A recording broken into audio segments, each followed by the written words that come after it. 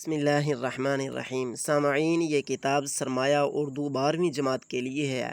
آئیے اس کی پہلی کہانی جو سرکار سیدنا عمر بن عبدل عزیز رضی اللہ تعالی عنہ کے مناقب کے اوپر لکھی گئی ہے، جس کے اندر خاندان بنو امیہ کو اس طرح اچھالا گیا ہے کہ جس طرح وہ سارا کا سارا خاندان جاہلوں، ظالموں اور غاصبوں کا خاندان تھا، اور اس پر اس وقت کلام مقصود نہیں ہے، کیونکہ اس لیے کہ یہاں پر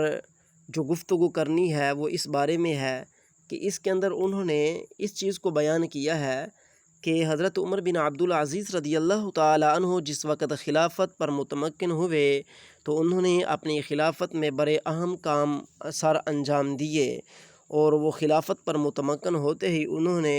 طرز خلافت راشدہ کی طرز کے اوپر رہتے ہوئے اس کی یاد تازہ کر دی۔ اور آگے چلتے ہوئے میں جس طرف آپ کو لے کر جانا چاہتا ہوں وہ یہ ہے کہ نتیجتاً یہ گفتگو کرنے کے بعد نتیجتاً جو اس کا نتیجہ نکالا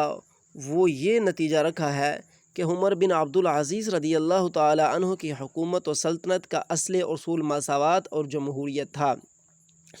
یعنی کہ پیچھے خلافت پر بات کر رہے ہیں، جیسے کہ پہلے پیرے کے اندر بھی ہے کہ جب وہ ایک یہودی آیا، عیسائی اپنا مقدمہ لے کر آیا تو آپ رضی اللہ تعالی عنہ نے اپنے ہی خاندان والوں سے فرمایا کہ تمہاری تحریر پر اللہ تعالیٰ کی تحریر فوقیت رکھتی ہے، تمہاری تحریر پر اللہ تعالیٰ کی تحریر فوقیت رکھتی ہے۔ یہ ایک عیسائی کا واقعہ ہے، جیسا کہ یہ آپ دیکھ بھی سکتے ہیں، ہمس کا عیسائی تھا، تو عباس کی طرف عمر بن عبدل عزیز رضی اللہ تعالی عنہ نے عباس کی طرف مخاطب ہو کر کہا، عباس خدا کی تحریر تیرے باپ کی تحریر پر مقدم ہے۔ یہاں پر تو آپ قرآن مجید فرقان حمید کے مطابق فیصلہ کر رہے ہیں، لیکن دغا بازی اور فراڈی اور بے عقلی اور مسلمانوں کو ذہنی غلام بنانا اور مسلمانوں کو ایک ایسے رنگ کے بھرنگ میں ڈالنا جس سے مسلمان یہود و نصارہ کے ماتحت ہو جائیں، وہ یہ ہے کہ جب نتیجہ نکالا تو نتیجے کے اندر انہوں نے یہ بات کا ذکر کیا کہ عمر بن عبدل عزیز رضی اللہ تعالی عنہ کی حکومت و سلطنت کا اصل اصول مساوات اور جمہوریت تھا،